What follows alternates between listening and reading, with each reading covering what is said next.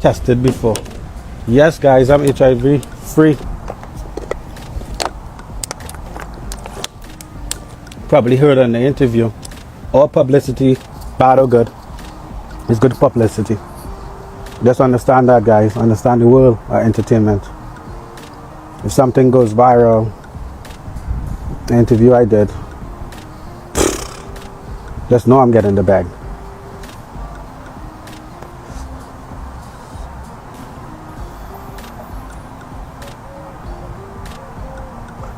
With my test results in my podcast TV show, I'm gonna drop mines if anybody asks for, but whoever fucks with me knows that I'm clean.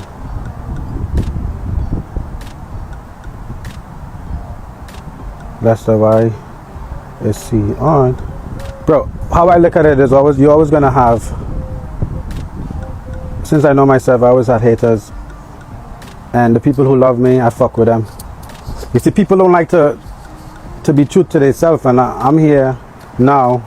They brought the truth out of me, because before he's playing a video on his podcast. Oh, Pando. Okay, I will go and take a look at that video. Just open up my account and everything there, so myself, they shouldn't let me come on a podcast and open and get podcast TV, because I'm gonna expose every fucking thing I know. Everything I know, I'm gonna expose. Right? America got their to extend, and in the Tasha interview, that's confession, probably out of 10, 6 confession.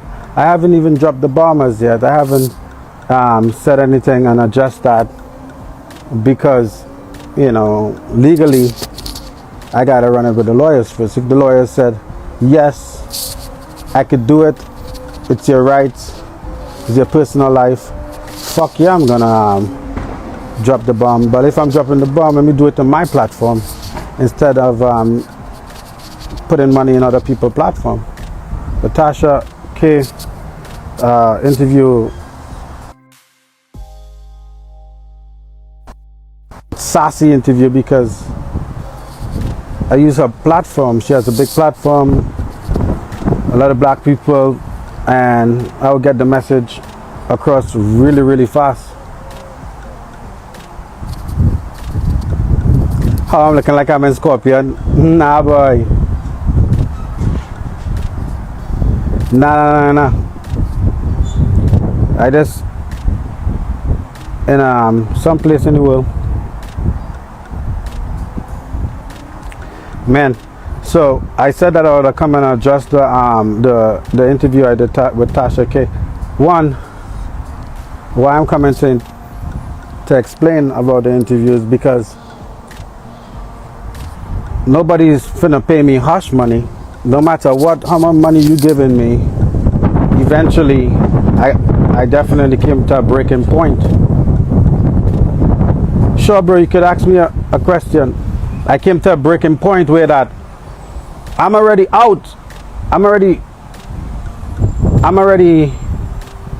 you know, with my girl, we chilling. I'm out of that whole cult, and I'm sitting in my apartment, and then I saw an interview.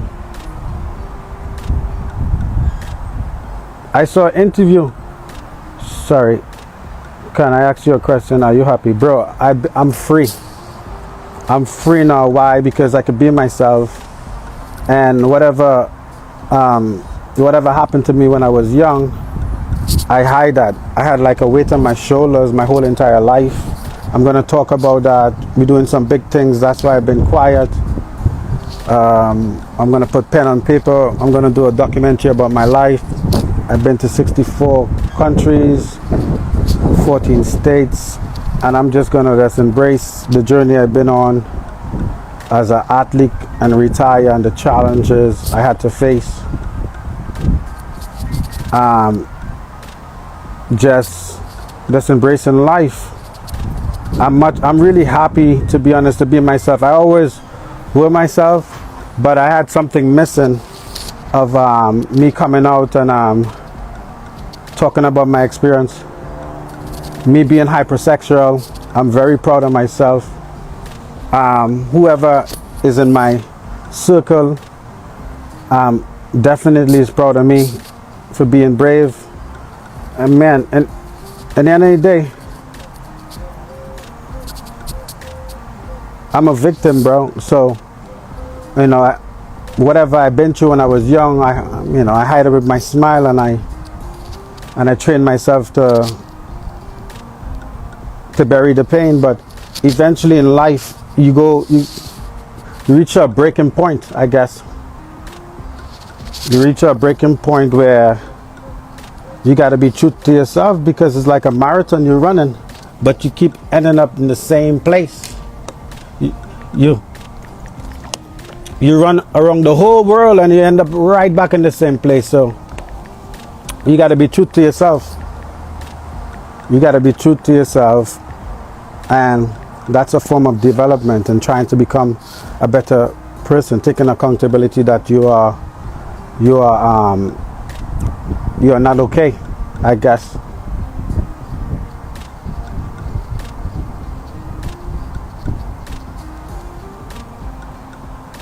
Yeah, I was talking about childhood trauma. How do my family feels? I mean, probably embarrassed, probably disappointed, but that's their opinion and that's how they feel. They think that I brought embarrassment to the family. But if you're really using that word family, use it strong, like be a family. And I have a broken family, and I'm going to talk about that in my documentary.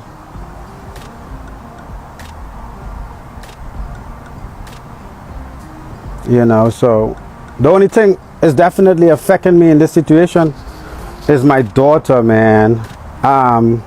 She lives in Trinidad and Tobago. The mindset of people down there, very close-minded. They're not that educated. So they will, have mean kids in school. And, man, eventually she's going to come to America. She's an American citizen. And just be in a different environment of just respecting a human being, no matter what, however they look, what is their race, what they like. If they're being nice to you, just respect them.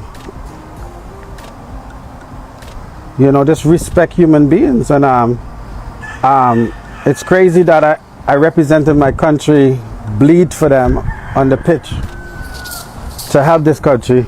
And the same people or the same place I help definitely turn their back. And that's called life. Why? Because I'm different, because I'm hypersexual, and I like stuff. I like my sex drive is completely different. Am I different? No, I'm not. I'm a human being with my needs. So people will judge me. But at this point in my life, from ever since, I never listened to anybody's opinion. Because if I listen to other people's opinion and telling me that I wouldn't reach so far in life, man, I went on to live my dream. I was a young boy, hopeless in a dark road in Trinidad and Tobago, and I saw a light of opportunity, and I went on to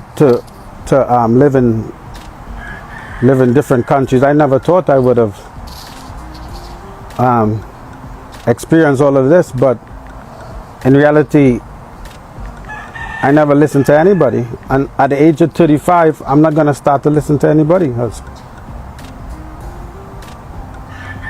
What's my biggest fear now, how I speak? Bro, I don't have no fear, bro. To be honest, the fear was not speaking. For me, it's like when I wasn't speaking, I just had a load of weight holding on me my whole entire life until I relieve it. like I released it, so I'm much better now, mentally, physically. I am where I'm supposed to be in life right now, for myself now, most importantly.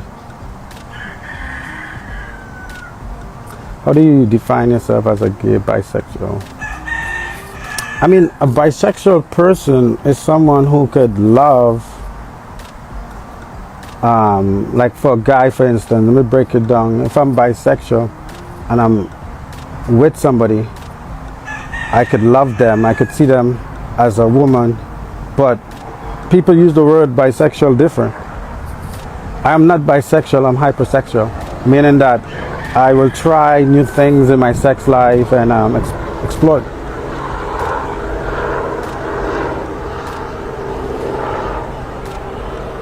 Bisexual people, to my knowledge, someone explained to me in Atlanta, is people who could be with a guy, a woman who could love a woman,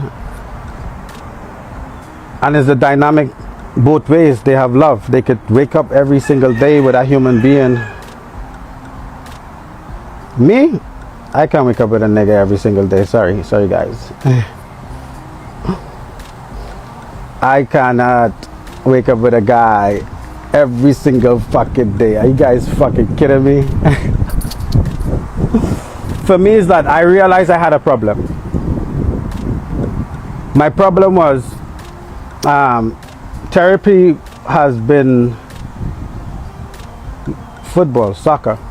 And so my whole entire life, I've been playing soccer and hiding the trauma I've been through when I was young. So now when all the noise came off, meaning that when I retire, I see myself in a crossroad where I become bored, I become facing myself. And when I start to face myself, I start facing my trauma.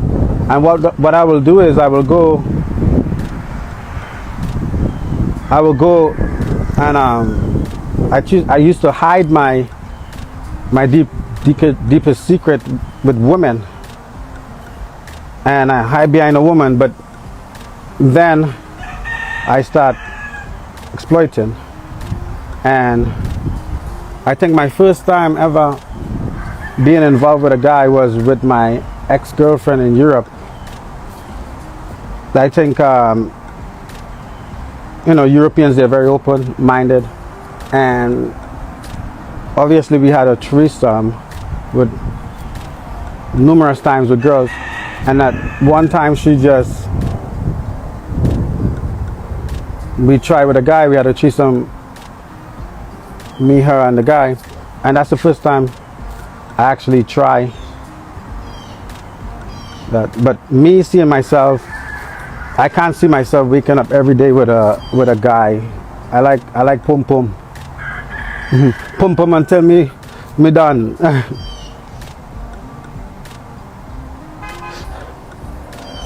It's crazy, but I think on Tasha, somebody asked me if I'm a top or a bottom, and I said that, what is a top, what is a bottom, in the interview, because I was coming to entertain. I come to entertain. I told Tasha, I say, after I'm done in your interview on TikTok or whatever, it's gonna go viral and it's definitely gonna pass 1 million. I think by now I think it's past 1 million, because my name is not only in America, my name is all over the world.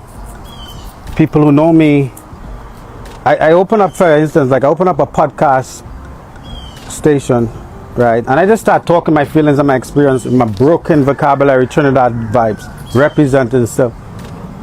And now I noted on the podcast station, it's I think it's like 4,900 in a space of 3 weeks worldwide, not only in Trinidad, not only in the US, it was in Europe, England, Kuwait.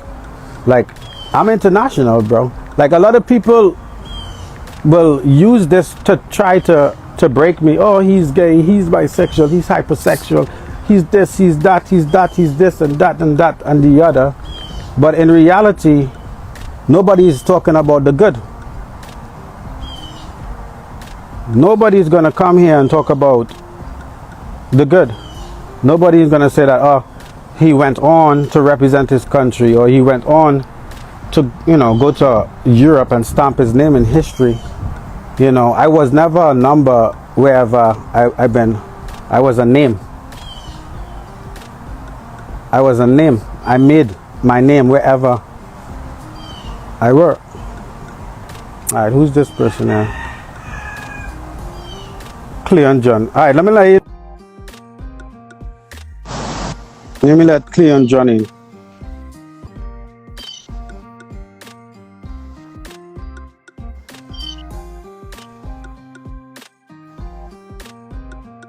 What was the trauma you had to deal with when you were young?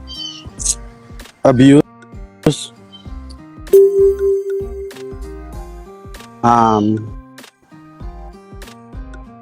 I'll talk about that in my podcast station. Well, I did mention that. Go to my podcast. I will shoot the link underneath, and you're gonna hear what I experienced.